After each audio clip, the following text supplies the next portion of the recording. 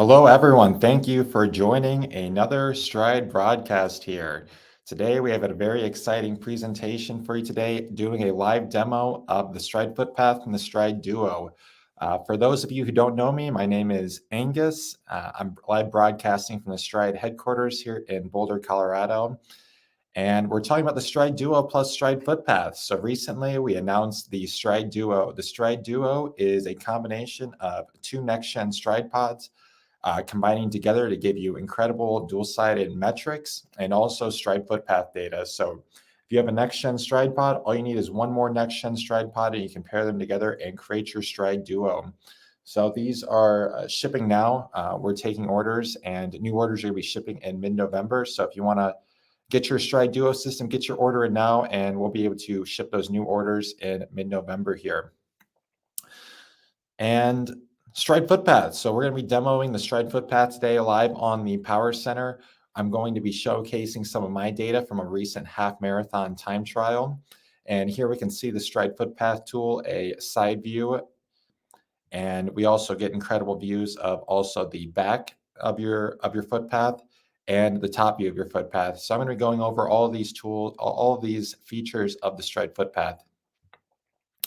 And what does the Stryd Footpath do? Really, it enables a game-changing analysis. And in the email today, we put it creates a new paradigm for running analysis. And this is true. You get that multiple angles of your footpath, the side view, top view, and back view of your footpath. Building your footpath repository, that's incredibly important. Seeing how your footpath is for performance runs, long runs, easy runs, building that over time to see how that progresses, and then you can compare your runs over time. Comparing an easy run versus an easy run, comparing an easy run versus a long run, seeing how it differs in those circumstances. So really, this enables a really visual, game-changing analysis, and you're going to see that today in the data I have to present. And also enables some really groundbreaking use cases. So the 5 we've listed here are injury, drills, footwear, performance, and fatigue. And since I'm going to be demoing a half marathon time trial, we are really going to see that fatigue use case come into action today. So here's the big question. What does race data, in this case time trial data, look like in Stryd Footpath? So I'm going to be doing a live demo reviewing my half marathon time trial from just a few days ago on Saturday. And here's some really cool factors that we're going to get to look at in this half marathon time trial. First, I ran a 2-loop course, and this is really cool because it's going to enable us to compare performance and compare that footpath over time on the same section of course. So, for a certain uphill section or a certain downhill section, we can see how that footpath changed over the course of the run in that same area. The second really cool factor here that we get to look at is I ran it on the bike path in Boulder, and this has a lot of underpasses where it crosses underneath the road. So this creates a lot of rolling hills where I'm running down underneath the underpass and running quickly up as I come out from under that underpass. And then the other important factor is run as a solo time trial effort. So I was basing it on power because I was purely going for performance. I wasn't racing anyone. I didn't have anyone along with me. So really, I was trying to stick to that power target and maintain that even power throughout the course of the effort here. So let's jump into the demo here because I know that's what everyone is here for. So first, let's just take a look at the data on Power Center. This is a view that everyone will be familiar with. This is a view that we have on Power Center right now, just viewing that second by second power data. And we can see here 13.26 miles, a little extra because I had to run back to the office to finish. And the moving time here is just under 1 hour and 37 minutes. And that pace then calculates to 7 minutes and 18 seconds per mile with an average power output of 375. My goal for this race and for this time trial was to run sub 130. And that power target would have been just a little bit above 400 watts, right around 400 watts is what I was aiming for this time trial here. So we can actually see, let's just take a look at the mile split to really get the picture of how this race went. So I would have been aiming for a mile split just under 7 minutes per mile in order to achieve this goal. And we can see, obviously I did not achieve this goal. I ran 7 minutes and around 20 seconds per mile here. So let's see how this broke down And we can see here for the first 7 miles, actually, I was pretty close to just averaging a bit under 7 minutes per mile here. And the power was pretty much on track, right around 400 watts for those first 7 miles. And then we can see for those final 5 miles, actually 6 miles, we can see that for those final 6 miles, my pace dropped to, kind of 7.5 to, nearly 8 minute mile pace for those final six here. So the incredible thing is we're going to be take a look at the footpath, and the footpath is going to tell the story of this race. What happened here? Why I was not able to keep the target power. And as I talked about, this was run on a loop course here. So right around 6.85 miles, around halfway point, you can see I kind of reached that. If we're looking at the elevation profile here, that kind of that dark gray color in the back, we can see here that I've reached that kind of low point in elevation. I climb again, and then I go back downhill for that final half. So it's kind of a slight uphill, a slight build for those first, that first half of the 10K. A slight downhill for the second half of the 10K. Then for that second 10K loop, I'm going up and then going back down here. So we can see how that loop course comes into action here. And you can see a lot of these little dips in elevation. Those are those underpasses and, other terrain challenges I'm encountering here.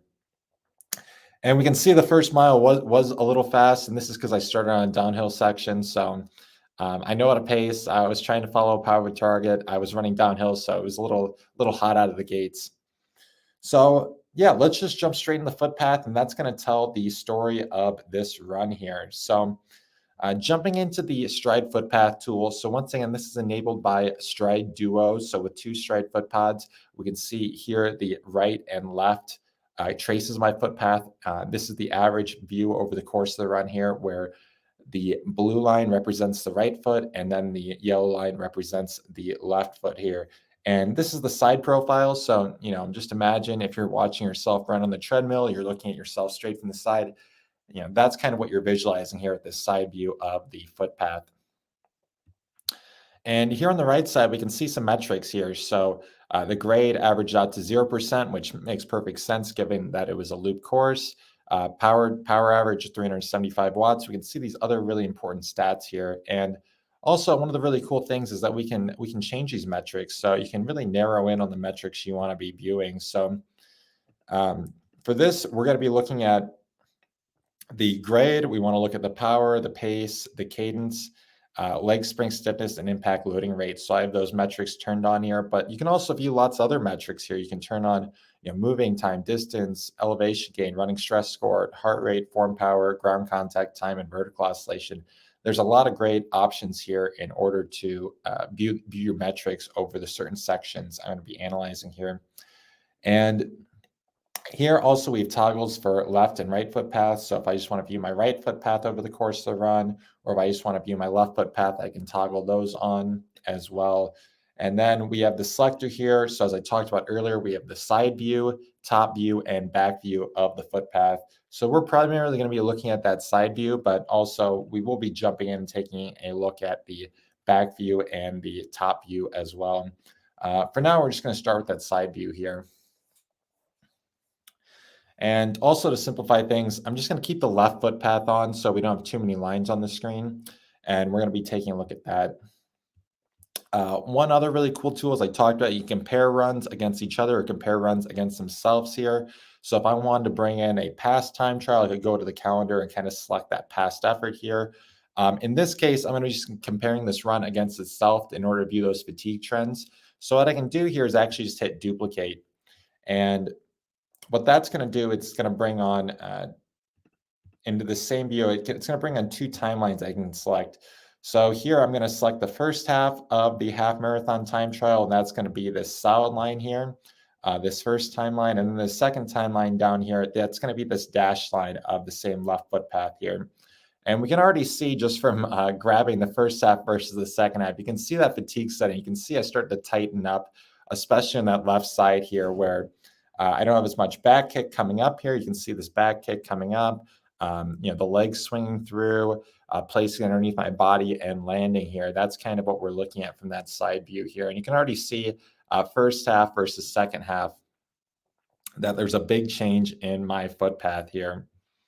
So for now, I'm just going to go back to kind of analyze the average over the course of the entire run here. I'm just going to select the full timeline here on the bottom view.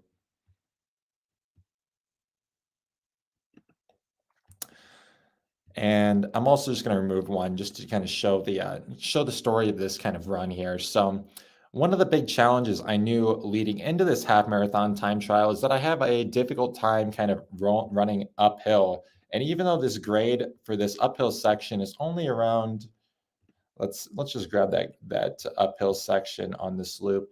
Even though the grade is only around 1%, even a little less than 1%, that's a pretty big challenge for me is running up that grade here. So, and we're going to see that come into action here, especially with all those underpasses I was running up and down. This really built up over time, and it had a big impact on my performance. So one of the really cool things we can do here is this timeline is highly responsive and highly interactive. So if I just grab, for example, around a 20-minute, let's just grab a 15-minute section here. So I've just grabbed a 15-minute section on the timeline down here. And what I can do is I can just pull this across here, and that's going to update my footpath in real time on the graph. So let's just see how it changes over the course of a run.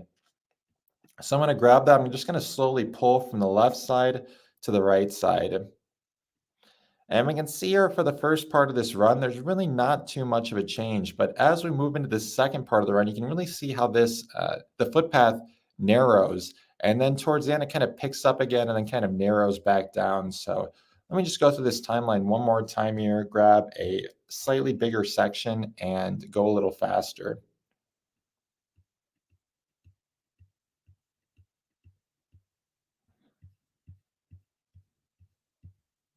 And one more time here.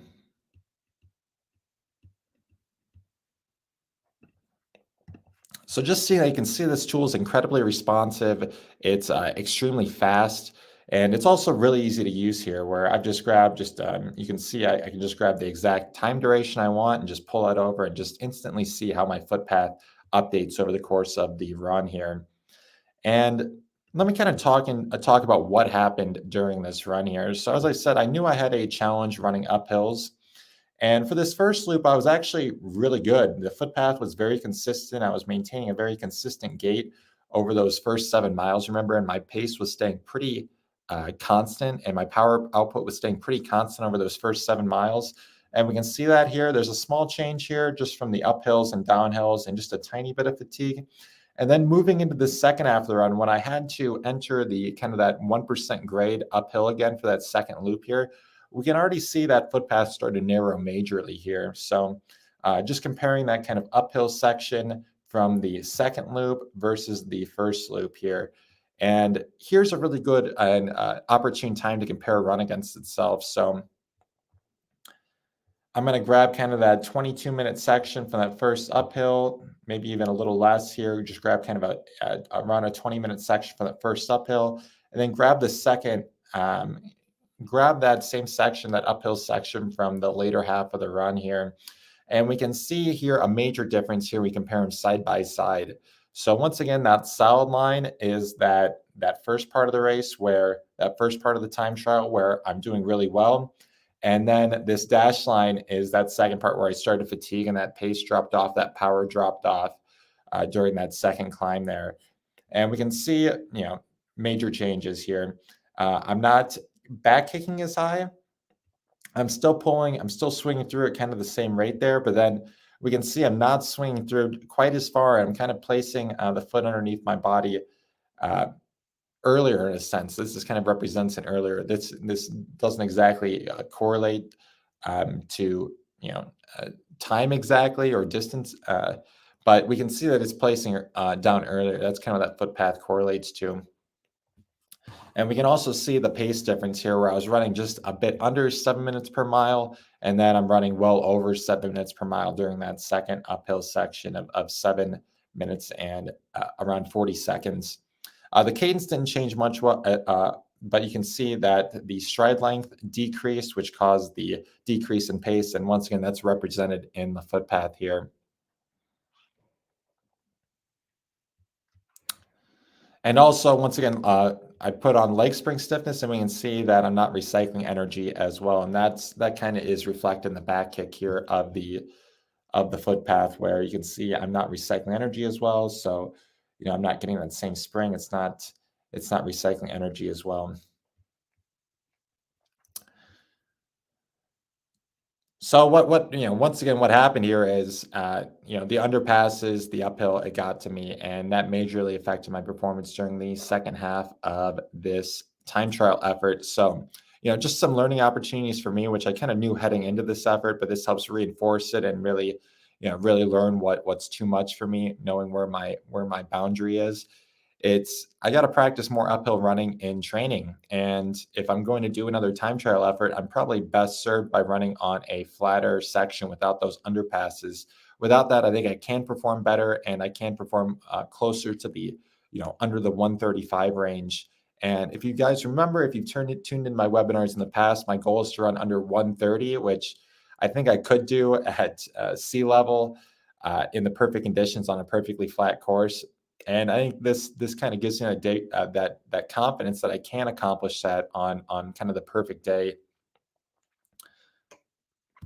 And let's take a look at this downhill section. So, I definitely felt like I performed better on this downhill section. And the data kind of backs it up here, where there's not as such of a stark difference compared to the uphill section on the downhill here. And I was just able to really ride the downhill much better because I'm kind of a taller runner. I have a lower cadence, a very long stride length, and that's kind of works well for me to kind of let that open that stride length up and really capture that free speed on the downhill and maintain my power target a bit better.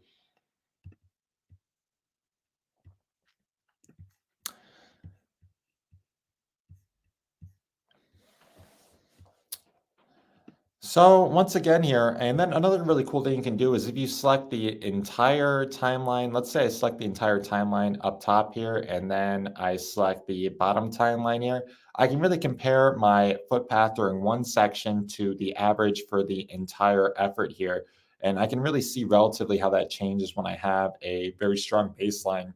So this is another really cool way to use the comparison tool, comparing sections against each other, comparing sections against the average across the entire run. It's very flexible in that way.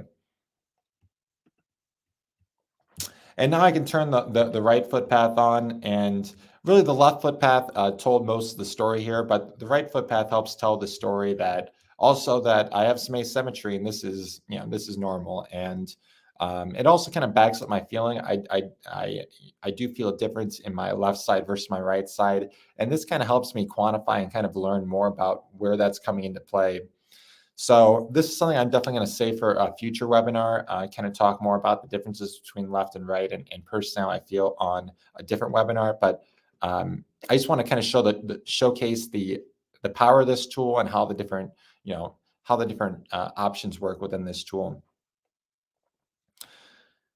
And based on that initial user feedback, we were opening up early access to the Stryd Duo features starting possibly as soon as tomorrow here. So if you received your Stryd Duo in the mail and you want early access to some of these features before the launch of these features in early November, check out. I think we're going to be posting that on some different groups here to allow people to apply for early access to these features. So if you want to start playing with some of this, start collecting data, you already have 2 next-gen Stryd pods. Stay tuned for a link on that in the Stryd group on Facebook here, and we're going to be trying to get early access to folks before the features officially launch in early November. So that's all I have for the demo of the Stryd Footpath here. So I'm going to be taking some questions here. I see I have some questions already. I just want to tell folks a bit more on how you can get the next-gen Stryd. So, as you can see, it's really important to start collecting your footpath repository.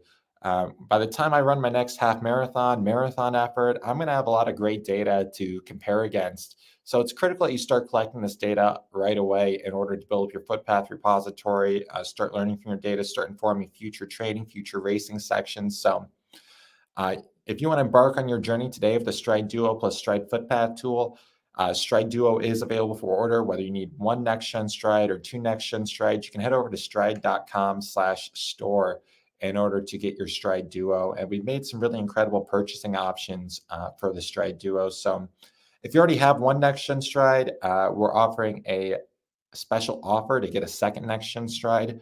So that offer should be available on your Power Center. If you go to stryd.com/power center, you're going to get 20% off another next gen Stryd pod. And if you don't have a next gen Stryd, we also have an incredible deal to get two next gen Stryd pods, the Stryd Duo, Stryd Duo plus membership bundle. So go check that out at stryd.com/store. And we also have an FAQ if you visit help.stryd.com to kind of guide you and get the best deal for you. So now we're going to jump into some questions. I see we have some questions already, so I'm going to be taking those. And if you have more questions, if you think of something here while I'm talking, just put that in the chat and I'll answer it here.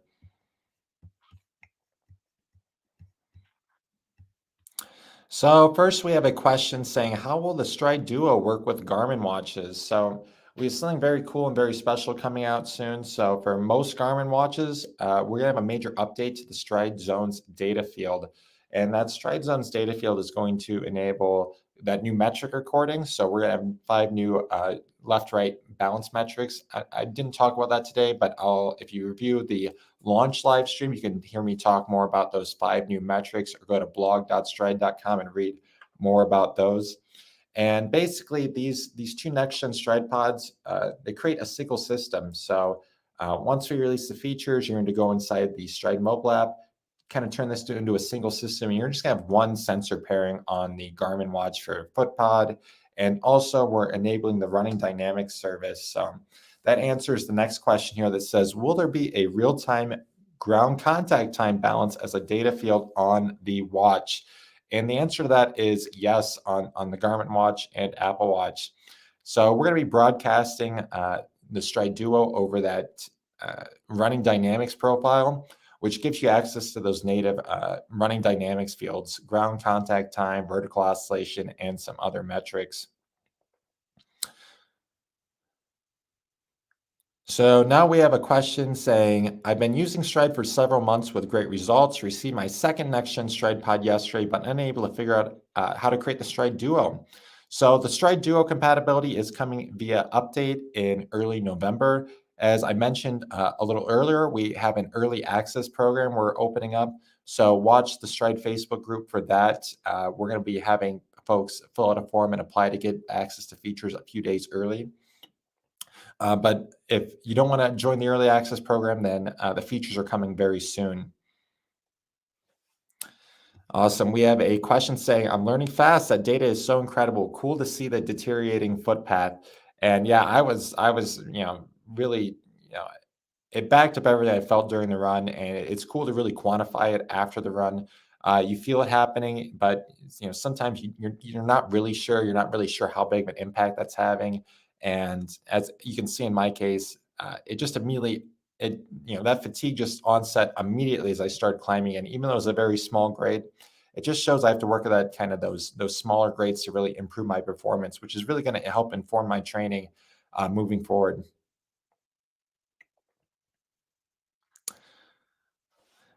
We have a question saying, what's going to be the name of the device my smartphone sees once I create a Duo Stryd setup? The reason I ask is because you don't know if you're pairing to the right device when you have multiple. So we're going to have a incredible update to the Stryd mobile app that's going to make this really simple. You're just going to press one button inside of the Stryd mobile app, and it's going to find one pod, it's going to find the next pod, and it's going to pair those together to create the Stryd Duo system. So the whole setup process is going to be really simple in the Stryd mobile app when the features are released here shortly.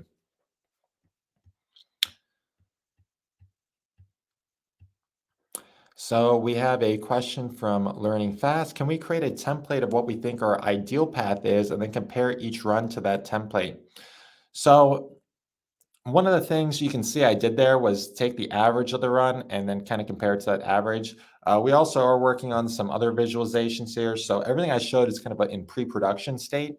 We're going to be adding new features here when the features officially launch, and we're going to be learning from everyone's feedback. So And feature requests here. So, this feature that you've requested, we're going to pass this on to our team, and we're going to be quickly iterating on the footpath to add new features.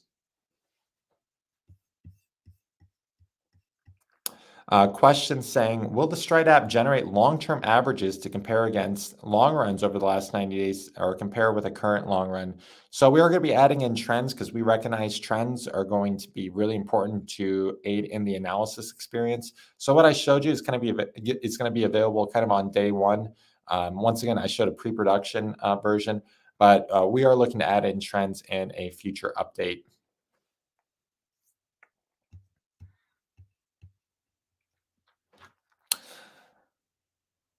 Question for those without a Facebook account, how can we get early access? So we are prioritizing folks that can join the Facebook group for early access. We're going to try and expand this as much to everyone that we can, but since our feedback groups are all on Facebook, we are going to prioritize those on Facebook for that early access. But rest assured, we're going to be looking to get the features out as soon as possible and to as many people as we can. Question from Mike Davies asking, can you touch on what works with and without the Stripe membership with these new features? Yeah, so for a really clear overview of this, go to blog.stride.com and read our announcement post. So we're going to be reporting 5 new metrics with the Stride Duo. And let me just bring that up now and just list those off for you here. So at blog.stride.com, looking at an announcement post, we have a section talking about the 5 new metrics: ground contact time balance, vertical ratio, vertical oscillation balance, leg spring stiffness balance, and impact loading rate balance. And I can just say, the three big, all these are going to be important, but really you should be most excited about leg spring stiffness balance, impact loading rate balance, and those are kind of Stride specific metrics. The other ones are coming in Stride Fidelity for the first time. And these don't require the Stride membership. So all 5 of those metrics are going to be available on kind of this second by second view that I'm showcasing here that everyone's familiar with on Power Center and in the mobile app. And then the Stryd Footpath, which I showcased later on here, this will require the Stride membership.